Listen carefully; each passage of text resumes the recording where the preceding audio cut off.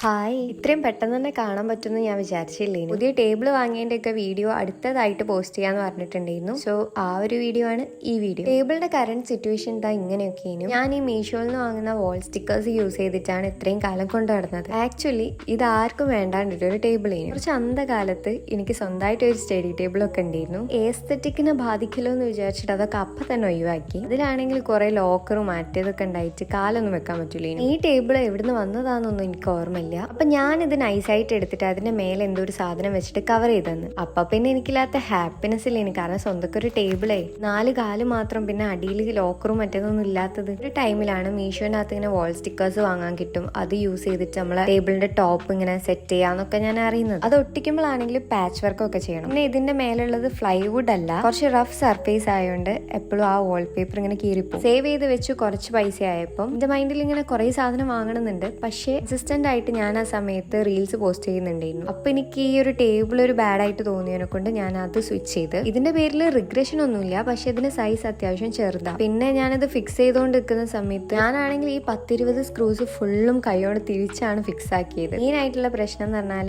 അപ്പം വിരലിന്റെ ഇറച്ചി കുറച്ച് നീങ്ങിപ്പോയി. പിന്നെ ആകെ വേദനയായി. പക്ഷെ എനിക്ക് ഇത് ഫിക്സ് ചെയ്തിട്ടൊന്ന് കാണണ്ടേനും. അതിന് വേണ്ടിയിട്ട് ആ വേദന ഫുള്ള് സഹിച്ച് ഇടത്തെ കൈകൊണ്ടൊക്കെ തിരിച്ചുണ്ടാക്കിയതാണ് ഈ ടേബിൾ. അങ്ങനെ അതൊക്കെ ഫിക്സ് ചെയ്ത് കഴിഞ്ഞ ഒരു ഈവനിങ് ആയപ്പം ഒന്ന് അമ്പലത്തിൽ പോവാണ്. ഞാൻ ഭയങ്കര ദൈവഭക്തിയല്ല, ബട്ട് നിരീശ്വരവാദിയും അല്ല. അമ്പലത്തിലൊക്കെ പോകാൻ എനിക്ക് ഇഷ്ടമാണ്. പക്ഷെ എനിക്ക് എന്താ പ്രാർത്ഥിക്കേണ്ടതെന്നൊന്നും അറിയില്ല. വിശ്വസിക്കുന്നവരെ ഞാൻ നിരുത്സാഹപ്പെടുത്തലില്ല. ഞാൻ ഇതുവരെ കണ്ടിട്ടും ഇല്ല. അതേപോലെ തന്നെ നോർത്തിന് സൗത്ത് ഉള്ളത് പോലെ തന്നെ പോസിറ്റീവിന് ഒരു നെഗറ്റീവും ഉണ്ടാവും. എനിക്ക് മെയിൻ ആയിട്ട് പോകുന്ന സമയത്ത് ഭയങ്കര പീസ്ഫുൾ ആയിട്ട് തോന്നും. അതേപോലെ തന്നെ പ്രസാദം കിട്ടും, ഫോട്ടോസ് എടുക്കുക, അങ്ങനെയൊക്കെ വിചാരിക്കുമ്പോൾ പോകും. ഒരു 7-8 കൊല്ലം മുന്നേ ഞങ്ങൾ എല്ലാവരും ഒരുമിച്ച് വിടുന്നത് അമ്പലത്തിലേക്ക് മാത്രം. ഞങ്ങൾക്ക് ഒരുമിച്ച് പോകാനും കാണാനും ഒക്കെ പറ്റുന്നത് അങ്ങനെയായിരിക്കും. വെക്കേഷൻ ഒക്കെ ആയി കഴിഞ്ഞാൽ ആ 2 മാസവും ഞങ്ങൾ അമ്പലത്തിലുള്ളവർ കാണീനും. ഞങ്ങളാണെങ്കിൽ ലാസ്റ്റിലേക്ക് നോക്കിയിട്ടേ പോവുള്ളൂ. കാരണം കുറെ പ്രസാദം കിട്ടും. പിന്നെ അമ്പലത്തിൽ കഴിപ്പിക്കാൻ തരുന്ന പൈസക്കൊക്കെ എന്തെങ്കിലുമൊക്കെ വാങ്ങി തിന്നിട്ടും വരും. അന്നൊക്കെ സത്യം പറഞ്ഞാൽ എന്ത് സന്തോഷമുള്ള സമയത്താണെങ്കിലും സങ്കടമുള്ളപ്പോഴാണെങ്കിലും ഒക്കെ പോകുന്നത് അമ്പലത്തിലേക്കേക്കും. പക്ഷെ ഇപ്പൊ ഒക്കെ ആ ഒരു ഇൻട്രസ്റ്റ് ഇല്ല.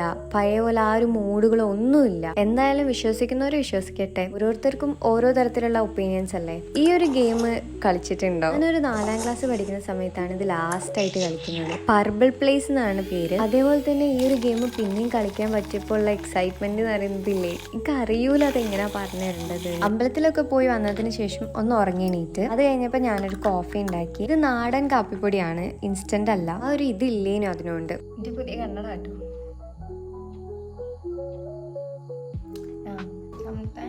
Something happens four A reason. ഇത് ഞാൻ 4ാം ക്ലാസ് പഠിക്കുന്ന സമയത്ത് ലാസ്റ്റായിട്ട് കളിക്കുന്നത്. ഞങ്ങൾ കമ്പ്യൂട്ടറിലെ പീരീഡിന് അവിടെ ഗെയിംസ് ഒക്കെ ഉണ്ടാവും. അപ്പോൾ ഞങ്ങൾ അവിടെ ഇരുന്ന് വെറുതെ കമ്പ്യൂട്ടർ ഓപ്പൺ ആക്കി വെക്കുന്ന സമയത്ത് കാണുന്നതാണ്.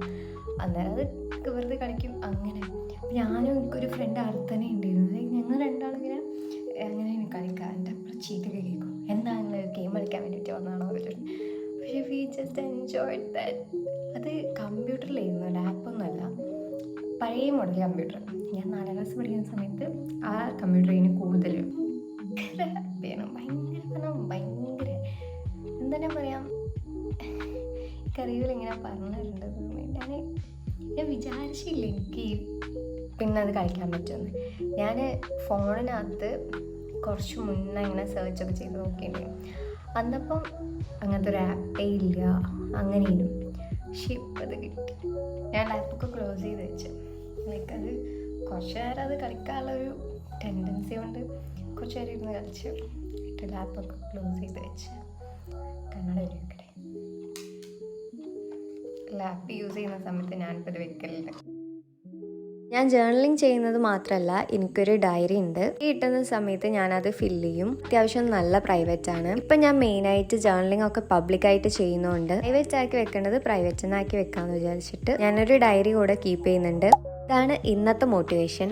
3 sentences. Never stop trying, never stop believing, never give up. 3 connected ആണ്. എന്തെങ്കിലും ഒരു കാര്യം ട്രൈ ചെയ്യുന്നത് സ്റ്റോപ്പ് ആയി കഴിഞ്ഞാൽ നമ്മൾ അത് വിശ്വസിക്കുന്നതും കുറവാവാൻ തുടങ്ങും. ലൈക്ക് നമുക്ക് അതിനോടുള്ള ഹോപ്പ് പോവും. അതേപോലെ തന്നെ ഇത് രണ്ടും പോയി കഴിഞ്ഞാൽ എന്തായാലും ഗിവ് അപ്പ് ചെയ്ത് പോകേണ്ടി വരും. വെറുതെ താല്പര്യം ഇല്ലാണ്ട് മുന്നോട്ട് പോയിട്ട് കാര്യമുണ്ടോ? അതുകൊണ്ട് every dog has A day. ഒരു ദിവസം എല്ലാം ശരിയാവും. അന്ന് വിചാരിക്കും ഞാൻ അന്ന് ഗിവ് അപ്പ് ചെയ്യാഞ്ഞത് എത്ര നന്നായി. ആ ഗിവ് അപ്പ് ചെയ്യാഞ്ഞത് ഞാൻ അതിൽ വിശ്വസിച്ചുകൊണ്ടും ഞാൻ അതിനു വേണ്ടി പ്രയത്നിച്ചുകൊണ്ടുമാണ്. ഞാൻ ഇങ്ങനെയൊക്കെ മലയാളം പറയുന്ന സമയത്ത് ഇതൊക്കെ സ്ക്രിപ്റ്റഡ് ആണോ എന്ന് വിചാരിക്കുന്നുണ്ടോ? സത്യം പറഞ്ഞാൽ ഇപ്പൊ സമയം ഒരു 3 something ആണ്. ഇപ്പൊ ഞാൻ വീഡിയോസ് ഒക്കെ എഡിറ്റ് ചെയ്ത് കഴിഞ്ഞിട്ട് വോയിസ് ഓവർ കൊടുത്തോണ്ടിരിക്കുകയാണ്. ഏറ്റവും ഫാനൊക്കെ ഓഫാണ്, കാരണം അതൊക്കെ ഒരു ഡിസ്റ്റർബൻസ് ആണ്. അപ്പൊ എനിക്കിപ്പോ എന്താണ് തോന്നുന്നത്, ഞാൻ അതാണ് ഇങ്ങനെ പറഞ്ഞുകൊണ്ടിരിക്കുന്നത്. ഗ്രൗണ്ടിൽ എന്താ സംഭവിക്കുന്നതെന്ന് വെച്ചാൽ, ഞാൻ എജുമാർട്ടിൽ പോയ സമയത്ത് അവിടുന്ന് ഒരു സ്കെച്ച് ബുക്ക് വാങ്ങിയിട്ടുണ്ടായിരുന്നു. അതിന്റെ മേലെ ഡിയർ ഡയറി എഴുതിയിട്ടുണ്ട്. അത് എന്റെ ഡയറിയിലേക്ക് സ്റ്റിക്ക് ചെയ്യണം. എന്നിട്ട് സ്കെച്ച് ബുക്കിന്റെ മേലേക്ക് വേറെ എന്തെങ്കിലുമൊക്കെ സ്റ്റിക്ക് ചെയ്യാന്ന് വിചാരിച്ച് അതാണ് ആ ഫസ്റ്റ് കണ്ടത്. ഈ ഒരു പിക്ചർ റെഫറൻസ് ആയി എടുത്തിട്ടാണ് ഞാനിന്ന് ഡ്രോയിങ് ചെയ്യുന്നത്. അത്യാവശ്യം കുറച്ച് കാലത്തിന് മേലെയായി ഈ കാര്യങ്ങളൊക്കെ എടുത്തിട്ട്. ഇതിൽ ഈ ഡോംസിന്റെ ക്രയോൺസ് ഞാൻ 7th സ്റ്റാൻഡേർഡിൽ പഠിക്കുന്ന സമയത്ത് എനിക്ക് ഗിഫ്റ്റ് കിട്ടിയതിനും അന്ന് ഈ ഡോംസ് അത്ര പോപ്പുലർ അല്ല. ഈ ഒരു കളറിന്റെ ക്വാളിറ്റി കാരണം തന്നെ ഞാനത് ഭയങ്കരമായിട്ട് പിശിക്കേനും യൂസ് ചെയ്യലും. ഈ ഒരു ക്രയോൺസ് വാങ്ങിയതിന് ശേഷം ഞാൻ വാങ്ങുന്ന ക്രയോൺസ് ഫുൾ ഡോംസ് ആണ്. ക്രയോൺസ് പോട്ടെ, ബാക്കി എല്ലാം ഡോംസ് ആണ്. ഈ ഡോംസിന്റെ ഹോൾ വീഡിയോ തന്നെ ചെയ്യാനുള്ള സാധനങ്ങൾ എന്റെ കയ്യിലുണ്ടാവും.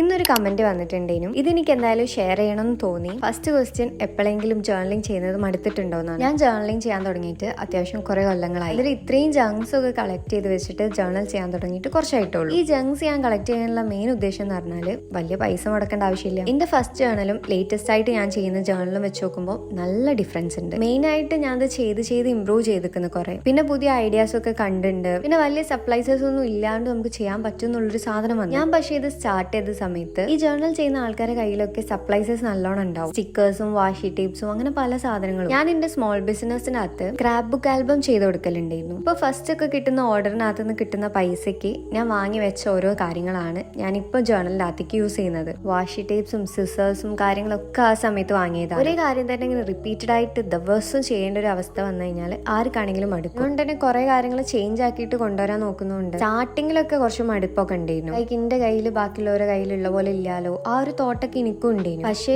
ഇപ്പൊ നോക്കുമ്പോൾ ഞാൻ 4th ജേർണലാണ് ചെയ്തുകൊണ്ടിരിക്കുന്നത്. പിന്നെ എത്ര ജേർണൽ സ്പ്രെഡ് ഒരു ദിവസം ചെയ്യുമെന്ന് ചോദിച്ചാൽ അത്യാവശ്യം ഇങ്ങനെ ക്രിയേറ്റീവ് ആയിട്ട് ചെയ്യുന്നതൊക്കെ ആണെങ്കിൽ ഒന്നൊക്കെ ചെയ്യുള്ളൂ. കുറെ ഇങ്ങനെ കട്ട് ആൻഡ് പേസ്റ്റ് ഒക്കെ ആണെങ്കിൽ അത്യാവശ്യം കുറെ ഇരുന്ന് ചെയ്യും. റൈറ്റിംഗ് ചെയ്യുന്നതാണെങ്കിൽ അതിലും കൂടുതൽ ചെയ്യും. നല്ല മൂടുള്ള സമയത്ത് ഇതൊക്കെ മുന്നോട്ട് പോകും. തന്നെ നല്ല വൃത്തിക്ക് കിട്ടുകയും ചെയ്യും. അപ്പൊ തന്നെ എടുത്ത് വെക്കുകയാണെങ്കിൽ പിന്നെ അത് എഡിറ്റ് ചെയ്തിട്ട് പോസ്റ്റ് ചെയ്താൽ മതി. മൂടില്ലാത്തൊരു ദിവസം വരുന്ന സമയത്ത് ബേജാറാവേണ്ട ആവശ്യമില്ല. എന്റെ ഒരു പെർസ്പെക്റ്റീവ് ഇങ്ങനെയൊക്കെ ആട്ടോ. ഡെയിലി ജേർണലിംഗ് ചെയ്യണം, എന്നാലേ റെഡി ആവും. അല്ലെങ്കിൽ ദിവസം ഓരോന്ന് വെച്ച് ചെയ്യണം, അങ്ങനെയൊന്നും എവിടെയും ഒരു റൂളും ഇല്ല. നമുക്ക് മൂടുള്ളപ്പോ എപ്പം വേണമെങ്കിലും ചെയ്യാം. ഈ മൂഡ് ഓഫ് ആണെങ്കിൽ അപ്പോഴും ചെയ്യാം. ഇനി ഞാൻ വേറൊരു ടിപ്പ് പറഞ്ഞുതരാം. ഫ്രീ ഹാൻഡ് ഡ്രോയിങ് എന്ന് പറയുന്നതാണ് ഞാനിപ്പോ ചെയ്തുകൊണ്ടിരിക്കുന്നത്. ഇതിൽ ആരും നമ്മളെ ജഡ്ജ് ചെയ്യാൻ പോകുന്നില്ല. ഇത് കൊളായാലും കുഴപ്പമില്ല, റെഡി ആയാലും കുഴപ്പമില്ല. ഒരു ബാഡ് മൂഡിലൊക്കെ ഇരിക്കുകയാണെങ്കിൽ ഇതൊന്ന് ട്രൈ ചെയ്ത് നോക്കിയാൽ മതി. ഇപ്പൊ വരയ്ക്കാൻ അറിയാത്ത ആളാണെങ്കിലും ഒരു പ്രശ്നവുമില്ല. ബാക്ക്ഗ്രൗണ്ട് സെറ്റ് ചെയ്യുക, എന്തെങ്കിലും ഒരു ഒബ്ജക്റ്റും വരയ്ക്കുക. ഇതിപ്പോ ഒരു ഫ്രൂട്ടോ ഏതെങ്കിലും ഷേപ്പോ എന്തും ആയിക്കോട്ടെ, ക്രയോൺസ് എടുത്തിട്ട് ഇങ്ങനെ സ്ക്രിബിൾ ചെയ്തുകൊണ്ടിരിക്കുക. പെർഫെക്ഷനെ പറ്റിയിട്ട് ചിന്തിക്കേ വേണ്ട, നല്ല മെസ്സി ആയിട്ട് തന്നെ ഇരുന്നോട്ടെ. ക്രയോൺസ് ഒന്നും തീരുന്നത് നോക്കുക വേണ്ട.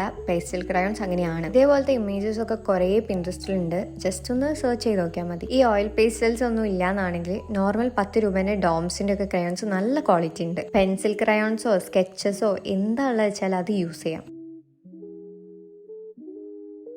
വീഡിയോന്റെ ലെങ്ത് ഞാൻ കുറച്ച് കൂട്ടിയിട്ടുണ്ട്. ഇത്രയും മിനിറ്റ് തന്നെ ഞാൻ എങ്ങനെയെങ്കിലും ഒപ്പിക്കണം എന്നൊക്കെ വിചാരിച്ചാലും എൻ്റെ ഒരു എഡിറ്റിംഗ് സ്കിൽസ് കൊണ്ട് അതൊക്കെ കൂടെ കുറഞ്ഞിട്ട് 6 മിനിറ്റിലേക്ക് പോകും. ഒന്നാമത് ഇങ്ങനെ നീട്ടി വലിച്ച് പറഞ്ഞ് അതൊരു ലാഗ് അടുപ്പിക്കണ്ടല്ലോ വിചാരിച്ചിട്ടാണ് ഭയങ്കര ഷോർട്ട് ആക്കുന്നത്. ഈ ഒരു ലെങ്ത് മെയിൻറ്റെയിൻ ചെയ്ത് പോകാനാണ് വിചാരിക്കുന്നത്. അടുത്ത വ്ളോഗ് തൊട്ടിട്ട് ഏത് ടൈപ്പ് വ്ളോഗാണ് ചെയ്യേണ്ടതെന്ന് പറഞ്ഞാൽ നമുക്ക് അതേപോലെ ചെയ്യാം. കുറച്ച് വെറൈറ്റി ആയിട്ട് എനിക്ക് ഇവിടെ ഇരുന്ന് തന്നെ ചെയ്യാൻ പറ്റുന്ന ടൈപ്പ് ഓഫ് വ്ളോഗ്സ് പറഞ്ഞാൽ ഓക്കെ ആട്ടോ. ഇനി എന്തെങ്കിലും ക്വസ്റ്റ്യൻസോ അല്ലെങ്കിൽ എന്തെങ്കിലും പറയാനോ സജഷൻസ് ആണെങ്കിലും കൺഫ്യൂഷൻസ് ആണെങ്കിലും എനിക്കറിയുന്നതാണെങ്കിൽ ഞാൻ പറഞ്ഞുതരാം. പോളറോയിഡ്സ് ചെയ്ത വീഡിയോ ഞാൻ ഇൻസ്റ്റയിൽ ഇട്ടിട്ടുണ്ട്. ആണ് ഞാൻ വരച്ചതും എന്റെ റിഫറൻസും. ബ്ലാക്ക് ഔട്ടർ ലൈൻ ഒക്കെ ഞാൻ എക്സ്ട്രാ കൊടുത്തിട്ടുണ്ട്. കുറച്ച് കാലത്തിന് ശേഷം ചെയ്തല്ലേ, അപ്പൊ കുറച്ച് ഇങ്ങനെയൊക്കെ ആയിക്കോട്ടെ. നമ്മളെ ജേർണൽ സീരീസിന് എന്തെങ്കിലും ചേഞ്ചസ് ഒക്കെ വരുത്തണം എന്നുണ്ടെങ്കിൽ പറയാൻ മറക്കരുത്. അപ്പൊ ഇന്നത്തേക്ക് ഇത്രേ ഉള്ളൂ. ബൈ.